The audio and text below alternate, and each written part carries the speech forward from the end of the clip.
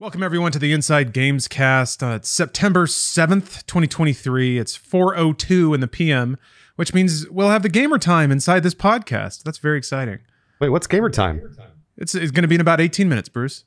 Oh, that's one solid minute for the gamers there. Is that gamer time? 420 is gamer time? I guess. Don't the gamers embrace 420? I mean, I think everybody embraces 420, I want to say. Yeah. Okay. All right, a moment of peace and unity throughout the world then.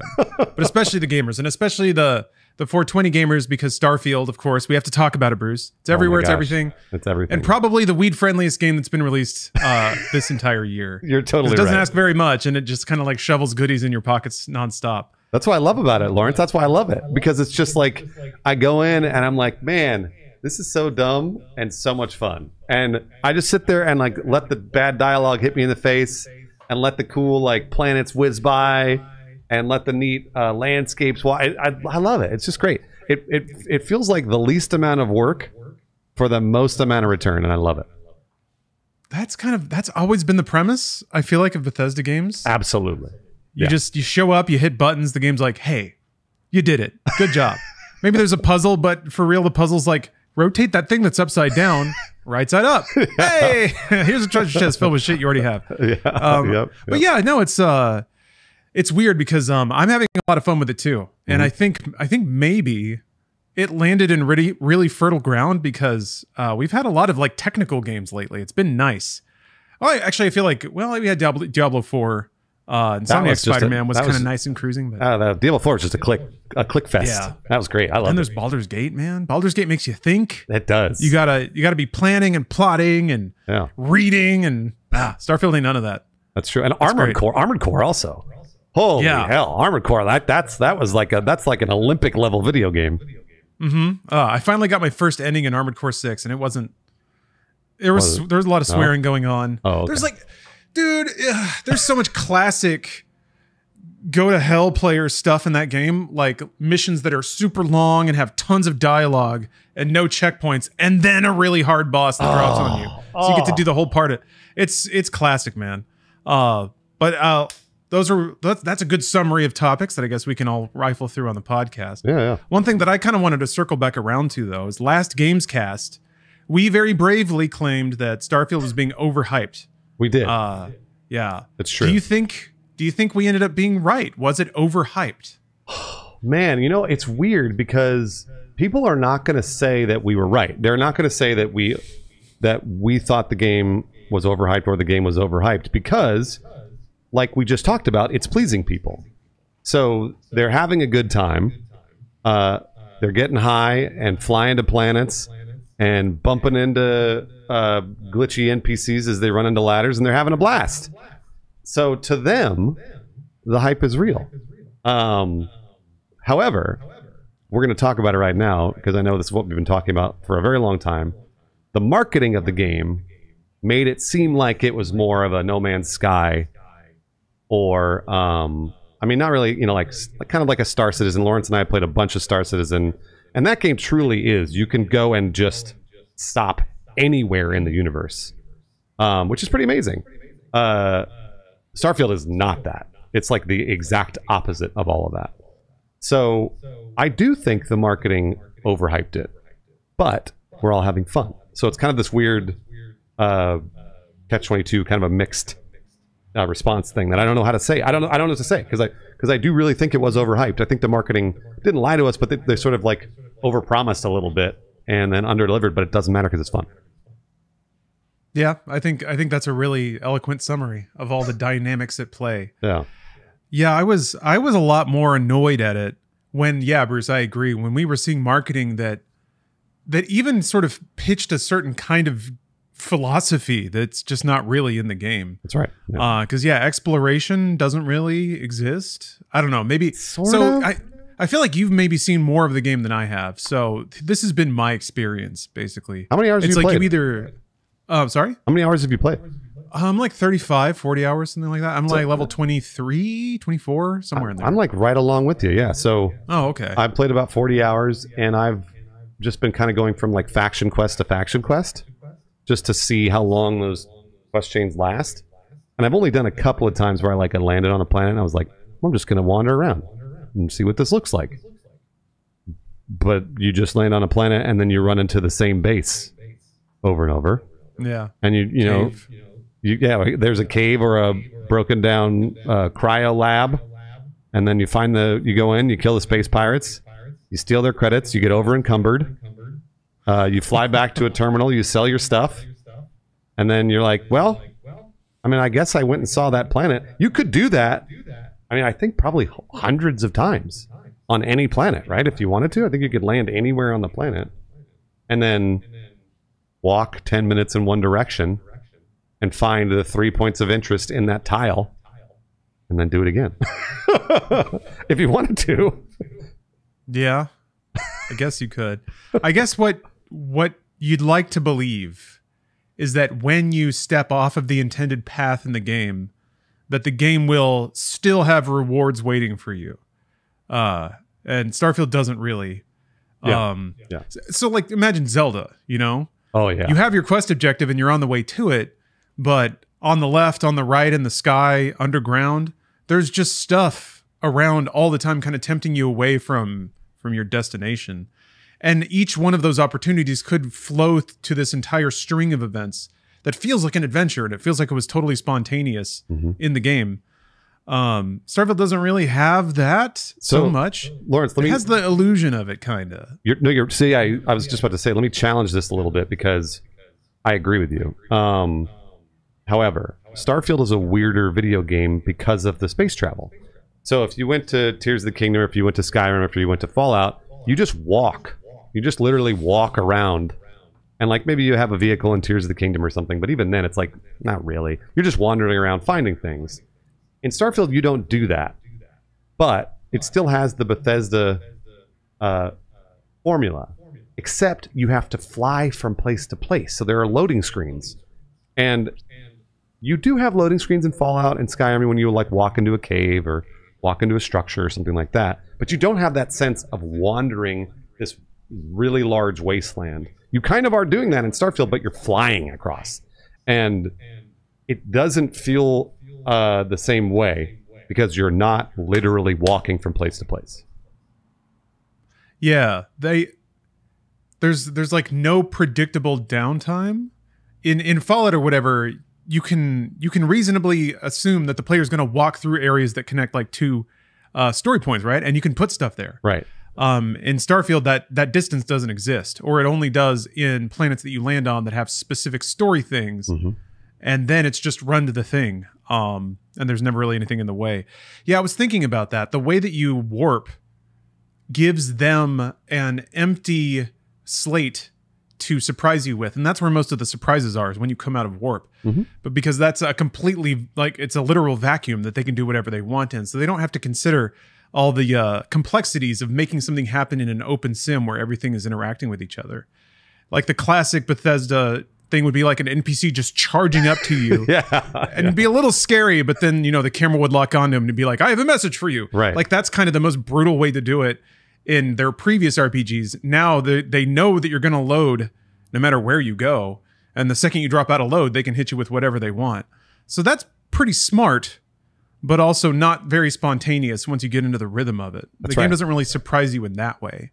Yeah. So exploration is kind of a non-starter, and the fact, I guess, to roll it all the way back to what we were talking about, they kind of pitched the game on this concept, to me at least. This was the read I got. It is the majesty of space travel, the thrill of the unknown, the beauty of discovery. Some of that stuff is baked into the story. The NPCs kind of rattle around about that stuff. But the game itself is not that at all. It's more the excitement of just like charging down hallways, shooting dudes, leveling up, and having that be vaguely space themed in terms of aesthetic. Right. Which turns out is still awesome. Yeah. Like that's cool. Yeah. But it reminds me of like Destiny was a little eye-rollingly Destiny was just like that with its marketing. Yeah, exactly. Like, and you're totally right. Destiny, I've said this before, but Destiny is the most video game I've ever played. Because it goes in and it's like... It's a hyper game. It's like, all right, here's this really cool story. You got to go kill this king because he's taking over the blah, blah, blah. And then you go and kill him. And then the story beats hit. And then the game itself says, now do this 4 times. And you're like, what the fuck? Wait a minute. What did the story matter then? Who gives a shit? I'm just going to do it over and over. That's Bethesda, thankfully, isn't that bad. Because my complaints for Destiny were that. Bethesda, you have the illusion that you don't have to do it over and over, but you really do. So. Yeah, and I if I'm being honest with myself, it's like, what do I expect? You know? Yeah. Is the marketing department at Bethesda going to be like, well, hold on a minute. Like, all that shit about space, that's great, Todd. But what do you do in the game? Are you just running down hallways and shooting? Right. Because if that should be what the ad is. Like, come on, that's a little ridiculous for my part. But I guess ultimately, I'm actually kind of proud of the way everything went. I thought people were going to be way shittier, and that's kind of why I was trying to couch expectations. But I guess the God's on it. Like, the thing that always works is if the game is good. Yeah. Nobody gives two shits about anything as long as the game's fun, and it like that can be enough to distract from other things not being there. Yeah, I guess that's where Cyberpunk tripped up. The game actually had to run. People had to be able to play it. Well, I mean, like you and I, unfortunately, you and I had fantastic experiences. That's true, but other people did not. And I think in this game, since it was only on PlayStation 5, Series X, Series S. Oh no, it wasn't even a PlayStation 5. I'm sorry, Starfield. No. Yeah, even better. Series X, Series S, and PC. It's gonna be pretty great. I mean, like, and delayed. Yeah, and delayed. Yeah, that's true. So like it's generally just gonna be good. Cyberpunk, unfortunately, had to be cross-generational. And that's what made it a real, like, it just, stepping on rakes over and over. So this was, Todd even said it. Todd said, like, he was like, when you think of the Switch, you think of Zelda. So we want people, when they think of Xbox, they want to think of Starfield or Bethesda. And I mean, they kind of got it this time around. Yeah, I think they did. It'll be curious to see if it moves the needle in terms of the console war. I was convinced it wasn't going to land, it's No Man's Sky concept, because I don't know. I just didn't think Bethesda had that in them. But what is there is pretty good, and I wonder if that's all that's going to matter. And if so, it'll be, I don't know. It's kind of exciting that a game that's not perfect is still fun enough that it can do that. It can move the business needle a little bit. Yeah. I agree with you. It's funny because I've been thinking a lot about why I love this game, and I mean the most obvious answer is the correct one, which is Bethesda is really good at making a Skyrim or a Fallout, a single player. They are really good at that, and they have been for years. So all they had to do was just do that in space. And because it's really fun. Like, it's weird because every time you happen upon the same structure and you're like, well, I saw that structure 7 times before. It doesn't matter. You walk up to it and go in the door and there's a bunch of space pirates and you go shoot them and you get the loot. And you're like, this is fun. I had fun. I also think the art design of this game is doing some incredibly heavy lifting because I think it's beautiful. I think it's a beautiful video game. And I think hilariously between loading screens, the vistas are so awesome that you barely even see them because you're just blasting through loading screens over and over. But the art design, production design of this game are fucking awesome. And so if you just stop to look at things like the ships or the planets or like the grab jump animation, it's all great. So Bethesda's just really good at making that type of video game. And Lawrence, you're correct. They should never have marketed this thing as you can explore everything and go everywhere, because it's not that. It's still a great game. Yeah, that was a little vexing. Luckily, we're on the other side of that. The marketing is done, and now the game's out. And I guess really I can tune my reaction back because it seems like there wasn't a lot of foul in this circumstance. Even in some of the stuff we did, people's reactions to this game were very bizarre. Pre-release, I'll say that. There was a very healthy amount of people that were like, we know it's Bethesda, it's fine. We're not expecting this. Yeah. And I was like, oh, cool. Okay, wow. Some people are already there. Other people were like, no, absolutely not. This is going to be the game that ends all games. It's going to simulate everything. It's going to be beautiful. Todd never lied to me. And there's some amount of that after the fact, too. It was like, oh, they never implied or promised there'd be travel. Whatever. Point is that, like, it seems like that weird reaction, which I thought would be a lot stronger, is actually quite small. It's getting very positive reviews on Steam, which I know thought for sure it was going to get review bombed. I thought it was going to get review bombed. I thought for sure. Yeah. because Steam hates everything. People on Steam hate everything. And you're right, Lawrence. Like people manage their expectations, which, hey, way to go, internet. Like, way to go. That's really great. Then what's our job, Bruce? I thought we were supposed to do that for them. Well, so we managed expectations and we were told to shut the fuck up. A lot of people in the comments were like, this is so stupid. You guys are idiots. It's going to do everything for everybody. And both Lawrence and I are like, it's a fucking Bethesda game. Like, it's going to be a Bethesda game. But I think generally most people who buy Bethesda games and video games in general had already managed that expectation and knew it was going to be like a Skyrim. So great job on doing that, and also having a relatively positive response to a game that is not perfect. In my opinion, it's had a very solid launch, a much better launch than Fallout 76. So that's awesome, and I applaud Bethesda and Microsoft for that amazing launch because they did a great job. They didn't have to worry about multiplayer, which is good. So I don't know. Good job. I do want to talk. I want to talk about because Lawrence and I we already started talking about this a few days ago. The comparison to Cyberpunk, because Cyberpunk now I think is probably the measuring stick that every other video game goes against when it's hyped. Right? I would imagine. You think that's valid? Yeah, that's fair. Okay, especially when it comes to like under delivering expectation. If people have been watching us for a few years, Lawrence, they go to you immediately and go, Lawrence, why were you so forgiving of Cyberpunk? And their marketing was like it's going to be everything to everyone, but you're not forgiving of Starfield. What is your answer to that? I'm curious.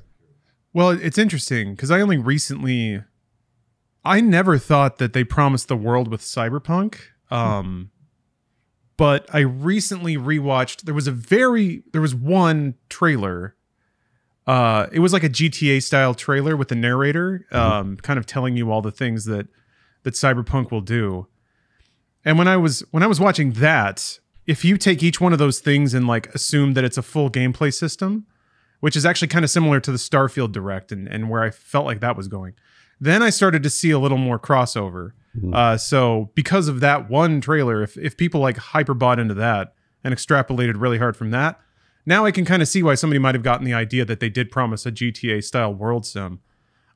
So that has actually changed my perspective a little bit. I think the thing that frustrated me the most in terms of the response to it, like I never really faulted anybody for being disappointed that it didn't have all the GTA features they wanted it to. Yeah. Expecting it to is a bit of another story, but whatever. What bummed me out is that people refuse to see the positive aspects about Cyberpunk because of the narrative. That's right. It felt too righteous to shit on it, and I think that blinded a lot of people to so much incredibly good work. Now, what's baffling to me, and like I said, which is weirdly positive about Starfield, is that's the tone everyone has. They're like, don't look at what it doesn't have, just look at what it does and appreciate that. And yes, I agree. That's the perfect response because Starfield, Bruce, like you said, does a lot of really good things. I can't agree more with the art. The little packaged like foods and drinks they look great. I go over the moon for. They're so good. Yeah. And the guns look incredible and animate so cool. It's really, their art department really has punched up hard.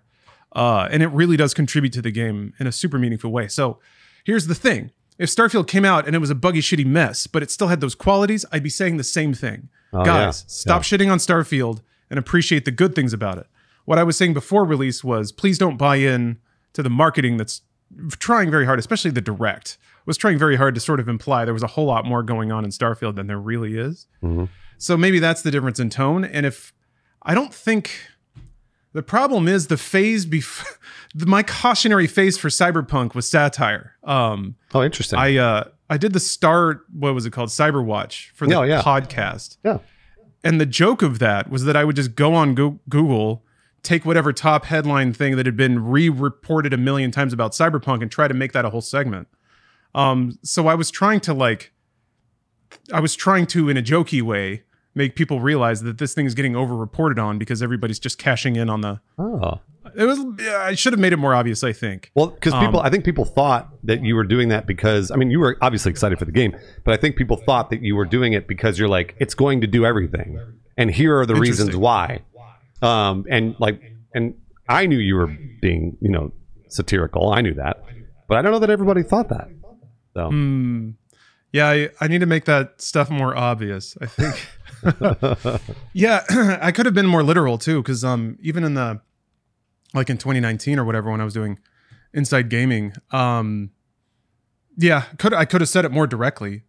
But at the same time, I also wasn't expecting the world from CD Projekt, and maybe that's the other thing. The whole narrative around the launch of Cyberpunk got weird, because reporters would start to tell each other the same thing over and over again, and then it became this narrative that wasn't really true about CDPR being this meteoric success, the successor to Rockstar Games. That's right. And this game is going to revolutionize all games. I don't know. I think it found it gripped some desire in the zeitgeist to see some cool new cyber shit from the 80s. And then I think everybody just kind of overassumed what it was going to be.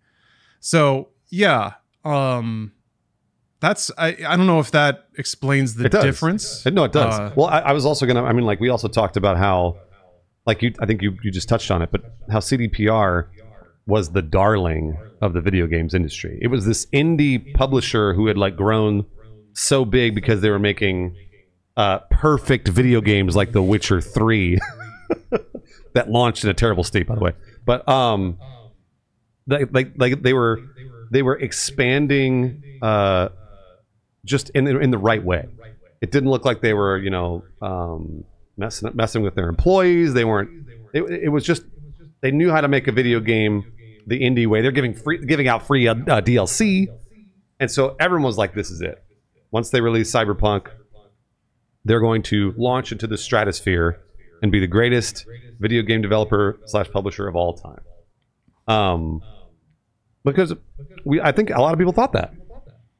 And Bethesda, since they already have this, 20, 30 year reputation, we know what we're going to get from a Bethesda game. And Fallout 76 they fell straight on their face when they released Fallout 76. So Bethesda had a little bit of more of a redemption story, whereas CDPR could only go up. It was but it turns out they were at the top already, and they had to go down a little bit. And again, I loved Cyberpunk. I played 200 hours of it. I love it. I never thought that they disappointed me, but a lot of other people did. If they played it on PlayStation 4 or Xbox One, for sure, I'm sure they had a disappointing experience. So I think there's a different narrative around Bethesda versus CD Projekt Red, and I don't know that I kind of feel bad for CD Projekt Red, because they, like you said, they did such good work. I thought the game, the narrative was really fucking cool. The art design again was amazing. I thought it was just in my opinion, this was like the next Skyrim. The more that I played it, the more it feels like Skyrim to me. I could just play it over and over and over. But they were just shit on relentlessly for 6 months, it seemed like, and they didn't deserve that at all. And Bethesda, man, it's just little old Todd out there being like, you can explore space, and everyone goes, "Oh, Todd, no, you can't." Oh, you walk around a whole planet? Yeah, you can't do that, Todd. You're a joker. Yeah, there's a double standard there. But pointing that out doesn't do anything. No, not at all. No. Yeah, that's kind of the tragedy, I think, is just when I've had people play Cyberpunk and say that the shooting's bad and the world is empty. Sure. And I'm just like, I don't know, whatever. I was all amped up to be bummed, and I was bummed for a long time, Bruce, because like you said, I thought there were a lot of virtues to Cyberpunk that I was disappointed that people couldn't or wouldn't see. Yeah. Part of me was like, well, and to be fair, there was a subsection of folks that did play through the game and were like, oh wow, there's actually something going on here. Yeah, kind of a Fallout New Vegas group of folks who were actually able to give it a shot beyond that. But it was a bummer to see mass markets kind of burn out because it didn't offer surface level delights, which Starfield does. So that's kind of appraising the two. I think there's a couple of things that I think I'm very glad have finally kind of matured in gamer consciousness, I guess. I hope so. One is that if you make an open world game with simple delights, it's going to sell well and probably be very well liked. That doesn't necessarily mean it's a great video game, though. It can just be fun. Like, it can just offer fun. That doesn't also make it profound. I think the people have had trouble separating profound, good, amazing new games from just ones that sell really well, because they've often been the same thing in games. Mm-hmm. But I think games have gone on long enough now that games can just do the same thing sort of and sell really well, and the world can keep spinning. Yeah, that's good. I was happy to see that with Starfield. I've been telling people I love space and I love Bethesda games, so like this was going to be a home run for me, unless the game just didn't work. Like outright just didn't work. But generally speaking, I've kind of gotten everything I wanted. And I don't really have any other complaints. I mean, I've been saying this too, like and there's another weird argument surrounding the Game Pass aspect of this, which is like people are like, I don't want to spend $70 on this video game. Like, I don't know, I don't trust it. I'm like, well then don't. Spend $10 and play it. And they're like, but then I don't own it. I'm like, yeah, no, I know. Try it for a few days. That's why I paid $10. And this was the same thing we ran into with Redfall, where like everyone was like, it's $70. How are they asking $70 for Redfall? It's like, they're not. It's on Game Pass for $10. Try it. If you hate it, it's okay. You spent $10 and you can play 100 other video games on Game Pass. You don't like it. So that's the only thing I've seen. But on the opposite side for Starfield, where everyone's like, but it's okay to give Bethesda the extra $30 for the early access. I'm like, what? Wait a minute, but for a game you don't own on Game Pass? And everyone's like, yeah, no, but you get the DLC. I'm like, but the DLC you don't own anyways. And then somebody else, and I saw other comments that were like, but Bruce, you don't own anything. And I'm like, yeah, no shit. Yeah, we're all going to die someday. I mean, so it was interesting to see those weird Game Pass arguments, but flipped. Whereas Redfall was the opposite. Everyone said, it's $70. And I was like, no, it's not. And then Starfield was like, well, it's only $30 for early access. And I was like, but it's not. I guess for the month, yeah, all right, sure. It's so weird. It was such a weird. And I think you wrote it. You wrote it in the script. So I want you to say it because you're going to say it better than I did. But your phrase was, we shouldn't be excluding the things. What did you say? We shouldn't be excluding. I don't know. We shouldn't be excluding the things that, like for example, if we like something, we don't pick out the things we don't like. But if we do like something, then we only focus on the things that are good versus the things that are. Again, you say it better. You should. You don't even know what it is, do you? No, I have no idea. I mean, I think I know the sentiment because that was happening around Redfall. People would quote the highest possible price when talking about their indignancy that this was put in front of them. Like they were just served a terrible meal. Whereas, there's alternatives to play it, not to mention streams. There's all kinds of ways to see if a game's for you or not. That's what I think is so odd is there's because Bethesda is exempt from that too. I get hung up on that sometimes, honestly. With Starfield, before it came out, I was disappointed that I didn't see any feature. I didn't see any ambition in the game from a technical standpoint. I didn't see it do anything that Bethesda games hadn't done before. It turns out that it actually is really good at working within Bethesda's existing abilities and frameworks to deliver a better experience. So there is something unique and interesting there. It's just not at the technical level, or it is, and I can't tell where it is. But anyway, that bugged me. I was like, man, it's 2023. Can't we expect some technical marvel? Some brand new breakthrough that does allow us to fly across a planet's surface. Sure, yeah. Even because it's been done in the last 10 years. But yeah, now that I've played it, it's like the quit having fun meme. You can't scream at somebody. I first remember that about Guitar Hero. It was like some dude screaming at people that, that's not a real instrument, and yet everyone's having a great time.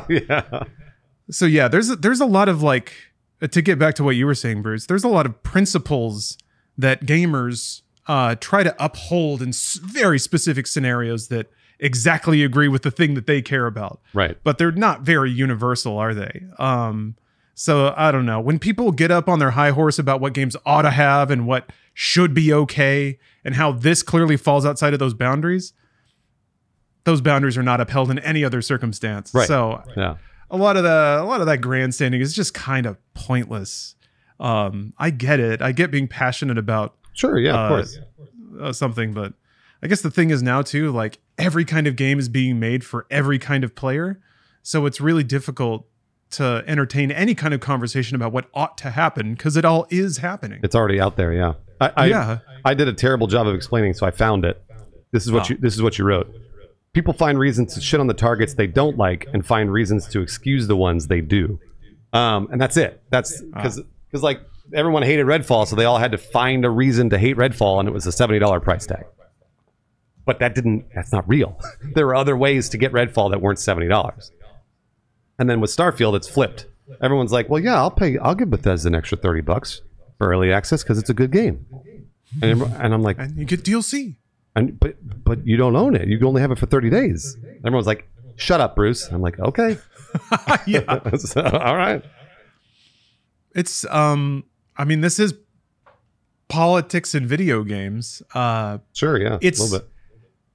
Well, it's the motion in the ocean. You got like it's crowd dynamics, which to some degree was always a thing, but now it's very much a thing. Managing image, which somehow Bethesda has been very good at doing. Yeah. Because they had everybody like out there championing them and giving them every last break and being infinitely understanding, which again, great to see, not complaining. It's just, I don't know how Bethesda did it. And I'm sure other companies wish they knew. I don't either, even after Fallout 76. People were shitting on them for a year for that game. I guess it's just Starfield's just fun to play. Like, I think it really does come down to that, man. A good product can buy you so much, can buy you everything. Yeah. But even before that, man, I don't get it. Yeah, people were in the trenches. It was fascinating. I was like reading the 4chan leaks and everything. People were in the trenches fighting for Todd. They were like, who cares? It doesn't matter. I mean, there was a lot of, those early leaks were rough and they ended up all being true. You just have to give up on what you thought Starfield was going to be. But yeah, those were some fun threads. I'll say that. A lot of deranged takes though. Yeah, it is weird. It's I gotta hand it. I mean, whatever Todd Howard's doing, I love him. he's out there telling me things that aren't true, and I still love him. So, and anytime if I ever went up to Todd Howard and talked to him about video games, I would be enraptured. I'd be like, Todd, tell me anything. Doesn't matter what it is, just give it to me. And if he was like out there being like, you know what, Bruce, you're a billionaire. I'd be like, you're right, Todd. I am a billionaire. Thanks, Todd. We need Peter Molyneux to come back now that apparently everybody's chill with people that just say whatever. Let's get his magic back in the scene. Man, Peter Molyneux unfortunately has not released. Well, I mean, I guess SimCity's pretty beloved, right?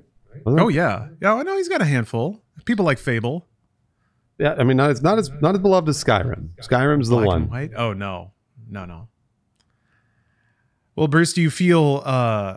I guess what I had hoped, or I guess what I took for granted, and I think this might be, to me, this is the philosophical underpinning of Starfield, is that for the longest time, the games that were the most popular and like enraptured the most people were also the most technically daring or artistically original, maybe with the exception of like, FIFA every year.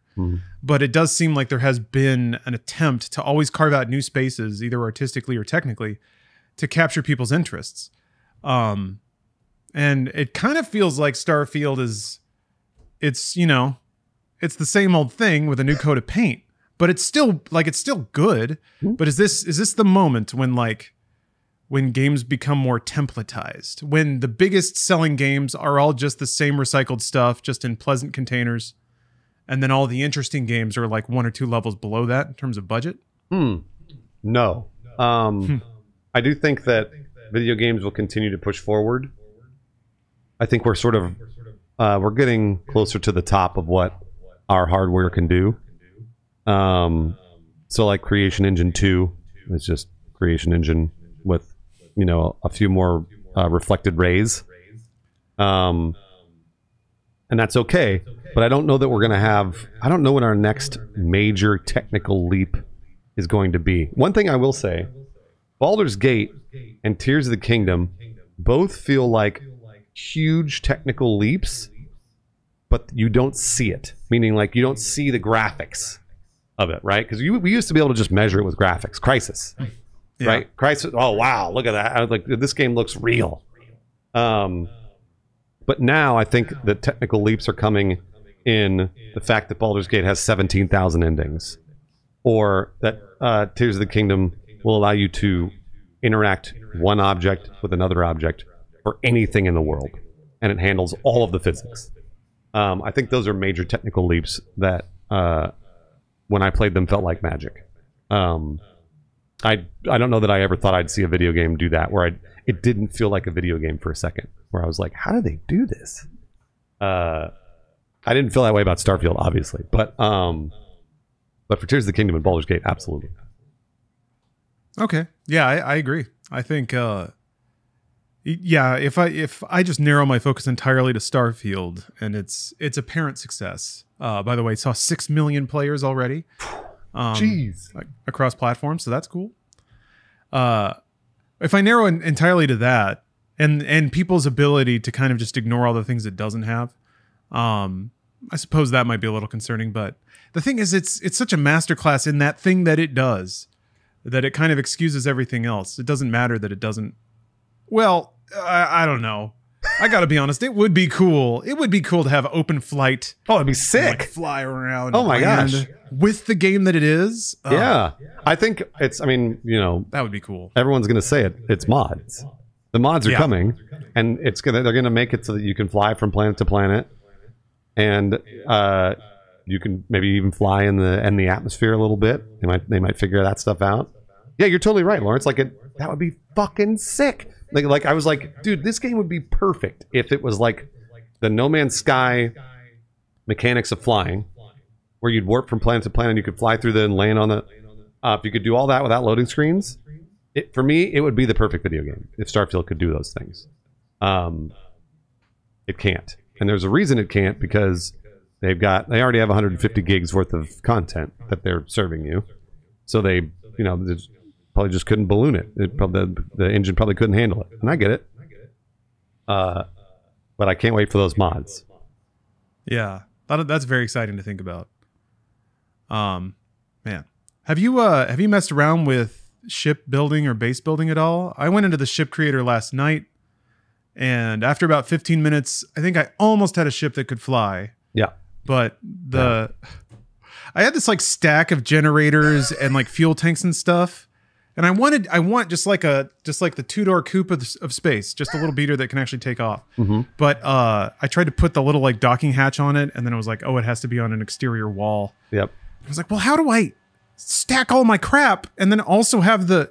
And I just gave up. I don't know. That is one thing. Maybe I was almost there. I will say about the shipbuilding in Starfield, that feels very much like Tears of the Kingdom, where people are sharing what they're doing. Because I don't know if you've been looking, but like somebody made this rectangle shit. It's just literally just a rectangle of crates, and then they put like a couple of cockpits on it, and it's just this flying square. Somebody made the Borg cube, where it's like this fucking massive cube that takes off. It's awesome. Obviously, there've been any number of Star Wars and Star Trek ships that people have made. So I will say that Bethesda's really done a good job of this, like making it feel like players' creativity can change the game. My original concept was I wanted my ship to be a flying DVD case of Chronicles of Riddick. Oh, but awesome. I guess with mods you can do anything. But I guess if I can make a giant rectangle, then I'm almost there. Because I don't think the game has like an emblem editor or like decal anything. But I don't know. I'm sure you could just alter textures. I haven't even bothered with the base building. Okay. I haven't even touched that because I didn't like it in Fallout. So I was like, I don't know that I'm going to like this in Starfield unless I made it easier. But the shipbuilding in Starfield, it feels very like tedious. There's a lot of customization, and to me, I was like, I don't want to spend 3 hours working on this on stream. You know, like 3 billion different pipes. Yeah. It was like, put a gun on your ship, and then it was a list of 300 guns, each of which had like 15 variations. Yeah, which is cool. By the way, I'm kind of surprised you can access that many parts right at the beginning. Yeah. I would think they would give you like, You get the blue one or the red one, and that's it. Yeah, again, I'm not complaining. It's just something I just didn't do. And it was the same with the Fallout 4 base building. Like, I did not want to make a farm or whatever the fuck they wanted me to do. Like, that does not sound like fun to sit there and individually place each carrot plant. I was like, nah, we're good. You know, like. Yeah, I have grown, well, I have an affinity for some of the game's NPCs, which is new for Bethesda, by the way. Usually their quests and characters are so dull. So that's another way Starfield is kind of punched up. And that has actually led to me wanting to stock a planetary base with just a bunch of weird little people. Oh, yeah. And then I can go visit them and see what's up. And they all say their weird things to me, and then I peace out. I pick up all of my helium. I don't know. Yeah. I don't know if there's anything valuable at the end of the crafting trees. But I'm intrigued. Like I'm at that point where I actually just enjoy spending time in the game. So the prospect of fiddling around and trying to find 200 iron or whatever doesn't sound that bad. But we'll see. Most people say the outpost stuff is pretty dull. That's what I've heard. The one thing that I will say that I have kind of a major complaint about is that, like, Skyrim, you just had to just do a bunch and you would level up pretty quickly. This is not like that. Every skill requires, there's some challenge you have to complete, and the game doesn't remember your progress. So, for example, I had not unlocked the piloting ability or whatever, even though I had, flown around for 40 hours and killed a bunch of ships. I had not done the piloting ability in my tree. Once I did, then it's like, go kill 5 ships. And I was like, I fucking killed so many ships already. Why do I have to go kill 5 more? So I did it, and then it's like, now go kill 15. And I'm like, bro, I just did all this shit. So, like, if the game remembered those things, that I had already done that, and I could just go, like, bang, bang, bang, if I wanted to spec into that specific skill, that would have been great. So it's kind of this weird challenge-based skill tree that I'm not super crazy about. Yeah, I thought that was odd. A lot of the Bethesda things you can just do are now locked behind skills, and you don't know if you want them before you have to buy them. That's right. And then to figure out if they're going to be useful when you rank them up, you have to use them a lot, which, I mean, it's more meters that go up. I think people like that. Sure. But yeah, there's some quirks there. Yeah. I don't know. The skill system's a bit odd. That felt a little grindy, and I think that people are also saying there's no max level, right? There's no level cap. I hope not. It would be nice to be able to buy multiple paths down the skill tree. Yeah, so I think there's no level. I mean, I don't know if anybody's done this yet, but I don't know if they've maxed out every skill. I'm not sure that they've done that yet. I wonder how you, because yeah, I've been doing the main quest just because I want experience, and it seems to be the fastest way to get it. Because yeah, I wanted to like explore the skills, because just playing with my default little dude was starting to get a little repetitive. I know it's always going to be that, but that's how I'm finding like interest in the game.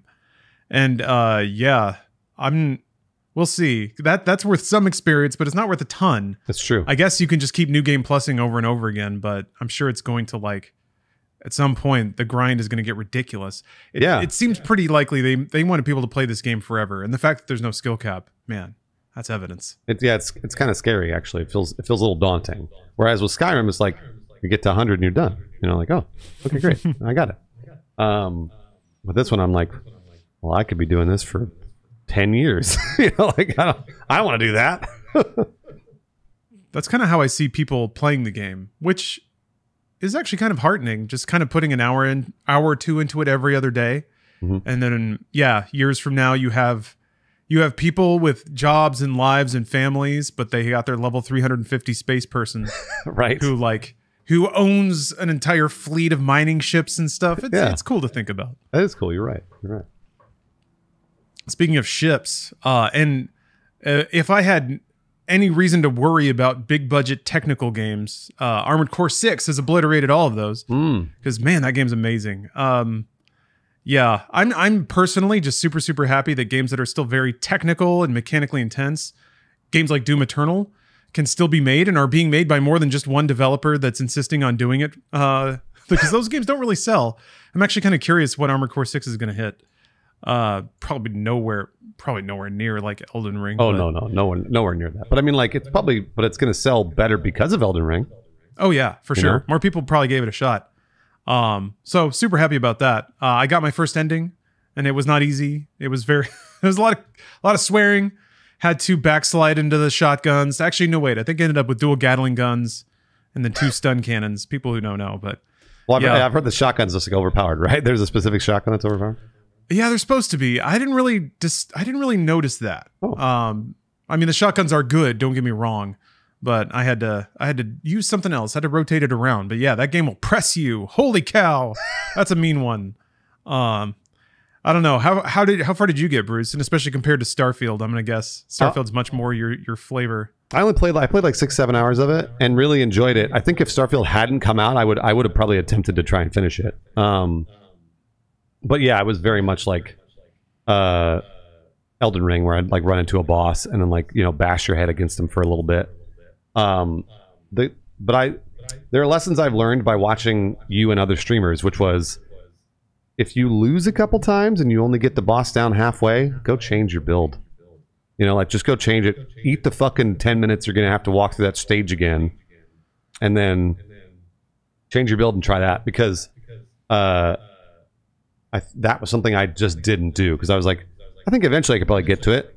And yeah, it's just easier to change your build. I know it doesn't sound easier, doesn't feel easier, but it truly is. So that's something I struggle with a lot. I mean, Bruce, I do the same thing. What happens is I'll get to a boss with a particular build. I'll see a glimmer of of a way to win. It just requires me to make no mistakes for like 10 minutes. So I'm like, no, I just have to not make any mistakes, sure, and then I'll win. And guess what? That doesn't happen. Yeah. So those games are kind of fascinating because if you can think clear-headed enough through all of the intentional ways the game antagonizes you. Oh yeah. It does kind of help you refine your problem-solving skills. Yeah. Provided you can look at it clear-eyed enough to see what the actual most efficient way to learn and improve was. That was a big thing for me with Doom Eternal as well. Trying to get better at that game. I did it the dumbest way. I would like, in my quest to beat the game in one life, I would start at the beginning and play through until I died. Then I'd start at the beginning, play through until I died again. And then I would learn where the hotspots are. Obviously, you know where you start dying. Right. But instead of just drilling that and learning that one thing, I would just play through the whole game again, thinking that all of that time was accumulating and making me better, which it was, but not very purposefully. Once I started loading specific checkpoints and drilling specific things that were killing me, right, like I want to say like 2 weeks later, it was done. Just this domino started to fall. It was so fast. So yeah, it's interesting how approach can and the way you spend your time attacking a problem can be so important. Armored Core forces you to do that. I think in Elden Ring or like Dark Souls or whatever, you could get away with maybe not changing your build a little bit and just being like, like you said, just bash through it. Eventually, you're not going to make a mistake, and you do it, but it takes 3 hours or whatever. Armored Core will be a lot more efficient if you just go and be like, okay, well, this cannon didn't do this, and this cannon didn't do this, so I'm going to change those two to missiles and see how those do. I think you'll probably, maybe enjoy it more that way versus dying 1,000 times. So, yeah, it can be tough. The thing that starts to get on my nerves is when that process starts to become complicated. Absolutely, absolutely. Like I was saying, bosses at the end of huge long levels, meaning there's just a lot of time you have to sink into something to even start scouting a build and seeing if it'll work or not. Right. They still do that a little bit. Part of me thinks it's a little cheeky. They know what they're doing. Of course it is. Yeah, of course they're doing that. They're trying to frustrate you. That's the whole point. Yeah. I'm so into that, and it's pretty rare where developers communicate to the player by means of game mechanics. Jump scares and stuff, that's all pretty direct, but there can be some more subversive moments where like developers are toying with you in a very kind of like cat-like way. Mm-hmm. I don't know, it's fun. I remember Bayonetta 1 did that a lot. A lot of like getting hit the second a cutscene ends. And it's just like, come on. Oh, yeah. It makes you laugh because of how stupid it is. Yeah.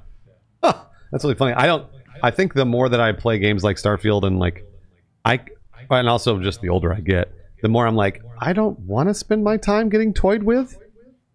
If you enjoy it, that's totally fine. But that's for me. It was like when I decided, I was just like, I don't want to play Overwatch anymore because it's no longer fun. I'm not having any fun. And I played it for like months and not having any fun. And like went back and thought about it, and I went, I could be playing 100 other video games and having way more fun than I was doing with Overwatch. I think that's kind of where I land for these video games. So again, if Starfield hadn't come out, I probably would have given Armored Core a way more of a shot. That said, it is a very, very good video game. Clearly, they worked very hard on it, the gameplay loop is super solid for a FromSoft game. So. Yeah, I just hope they stay that company. I don't know. My concerns with FromSoft are, what projects did they choose to greenlight after the success of Elden Ring? Because usually what happens when a company has a success like Elden Ring is they're only allowed to make Elden Ring or Elden Ring-like games, or games that have the potential to sell as much or more as Elden Ring. Right. But I'm going to hope FromSoft is still a weird company and they still say yes to odd pitches just because they seem cool. I think whatever game we see out of them next will probably be the first project that actually got greenlit after Elden Ring's success. Right. Hopefully they're just quiet for like 5 years. Well, no, I don't hope that because I like their games, but I don't know. I hope it's not all open world dark fantasy, although they're really good at making those, so there's no downside here. They are. They're good games.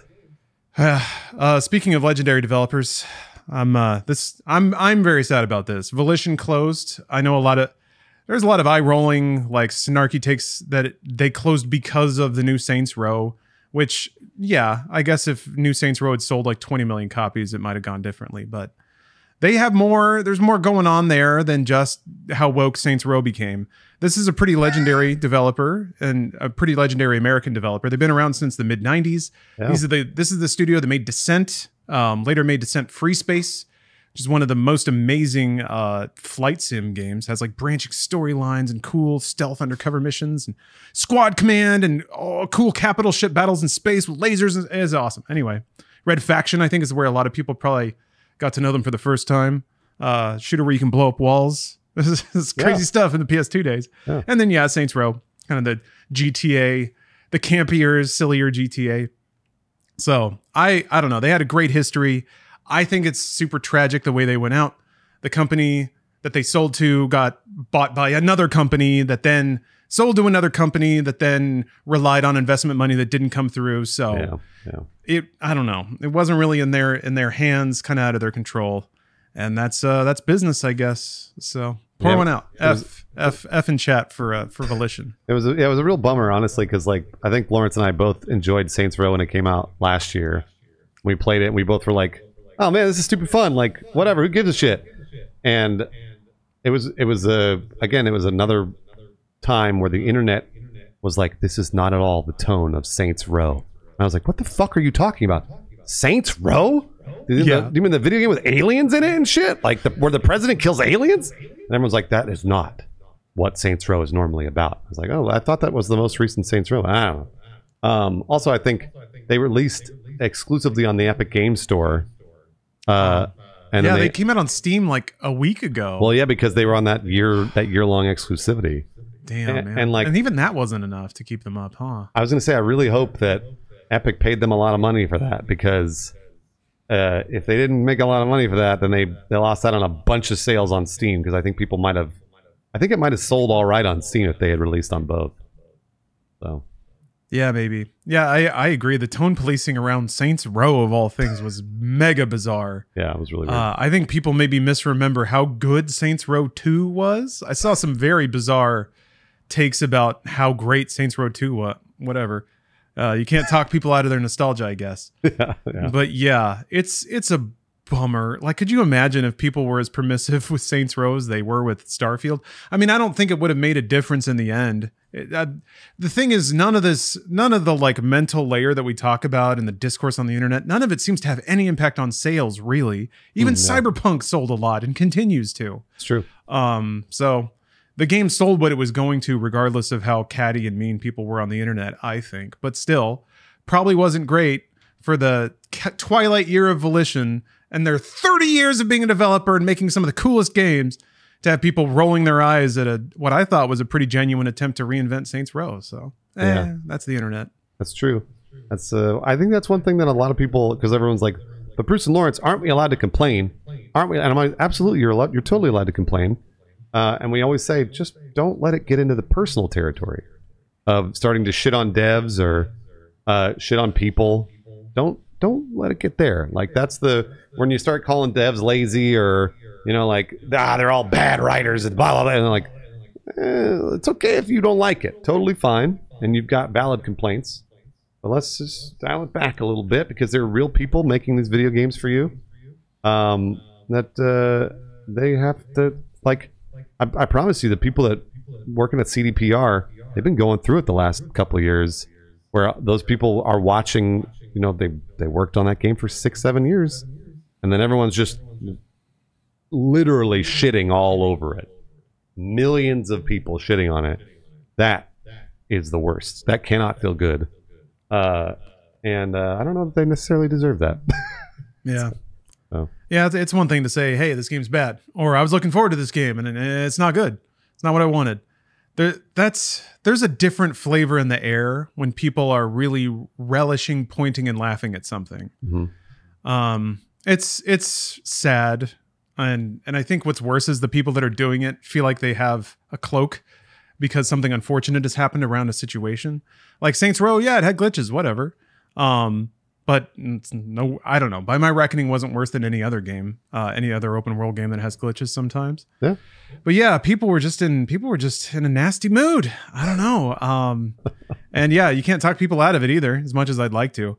It's just, yeah, it'd just be nice if let people have fun was more the more the common message. Because I had fun with Saints Row. I don't know. I didn't end up finishing it though. Did you, Bruce? I don't know that did I finish it? I played a lot of it. I want to say I played like 40, 50 hours of it.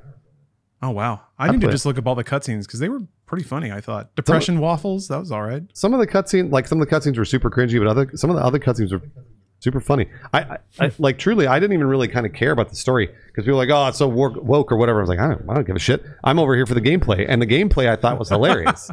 So like you and I, we made a gameplay on Inside Gaming or Inside Games channel that was fucking awesome. Like it was all based on the glitches because it was so stupid. And it felt exactly like Saints Row to me. That was my memory of playing Saints Row. Is getting online and having it just bug out, but running around shooting people, not giving a shit. Yeah. So I don't know. I'm not sure. I run out of reasons to think about why our discourse diverges from the internet. I don't know. I don't want to say people just want to be mad. So I don't know. I really don't know. Yeah, I think myself crazy about it, and then I realize it's really not that complicated because people just want to be mad. And especially if like the real magic is when everyone gets together in a group and gives each other permission to be vicious about something. Yeah. They all agree. Okay, we all agree. No humans work here, right? They're all vicious bastards. Yes. Okay, great. Let's go. And then then the engine gets turning. Yep. I've seen the process on Reddit happen a couple times. What's really weird is to see it start to happen and then fizzle out because that was kind of the deal with Starfield. People were gassing up the engines, like there was a hate campaign getting going, but it just kind of fizzled out because I think people finally played the game and then it was like music soothing the angry gamer. They got their rat-a-tats, they got their level ups. Yep. Todd ran his fingers through their hair and they calmed down. You're totally right. That's what's happened with Starfield. I mean, and I'm glad. A lot of people worked very hard on this game for many years, so I'm glad. Yeah, I'm glad too. I'm also like I implied before, super, super glad. I just see tons of people talking about the game in like a weirdly emotionally intelligent way. Like I see there's been a ton of threads on Reddit of people like, it's normal that this game's not very good, but I still like it, right? And then tons of people being like, yeah. I know it's not good, but it's awesome. Yeah. So everybody's finally at peace with that fact, and it's great. No, that's great. And it's like a really bad 80s action film. Like we love them because they're stupid. So they're fun to watch. That doesn't mean that they're like some piece of high art that we need to respect. But it's fun to watch. So if it's fun to watch, it's fun to watch. Yeah. Video game camp. I love it, which is weird because Bethesda are kings of camp. Absolutely. Part of me can't tell if it's on purpose or not. It's totally on purpose. For sure. You think? For sure. Usually you can't intentionally make camp unless you're like John Waters or something. I think with the writing, it's intentionally campy. And I think with the glitches, I think when QA finds glitches, I bet some of them are brought to them and like they're like the producers are like, this is fucking hilarious. And if those producers are like, well, I mean, does it break the game? And they're like, no. And they're like, just leave it in. That's what I would do if it were me. If I saw, like you said, like some NPC charging up to you and like stealing the camera from you, and then they wander off and like fall off a bridge or something while they're talking to you, I would absolutely keep it in. Like, for sure. That's hilarious. It's not The Last of Us. Like, we're not dealing with some, like really depressing story about humanity. It's like, who gives a shit? So yeah, no, good point. The camera angles is like, it's everything, because surely the masterminds at Bethesda can do better than a locked off camera shot directly focused on whoever's talking. Of course they can. Yeah. Games have done better than that for years, and the smash cuts, just whoever but it's always funny. It's always funny. So there's no way they didn't have the idea of like, well, maybe the camera could just pan back and forth. I think, and then the engine dude was like, no, creation can't do that. Sorry, bud. I don't know, man. There's no way. That's like camp.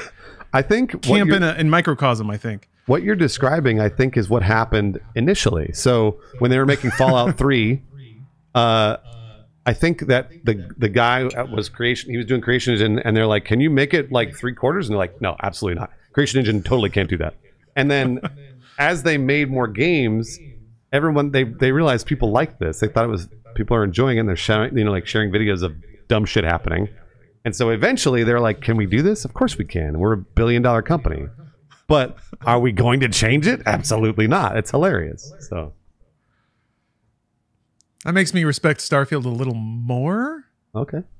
Yeah. I don't know. Part of me wanted ambition, and I think the game does have ambition, just in way different spots than I was expecting. That's true. So yeah. I think that'll wrap it up for the Gamescast this month. Thank you, Inside Gamesers, for listening to the podcast. We're gonna record a little special podcast now, a patrons cast. Well, that's right, for the Patreon only. Yeah. A little mini bonus cast where we talk about our innermost deep, private, dark thoughts. Oh, wow. Yeah. But thank you very much, and enjoy playing Starfield. I'm going to keep doing that. And we'll see you next month.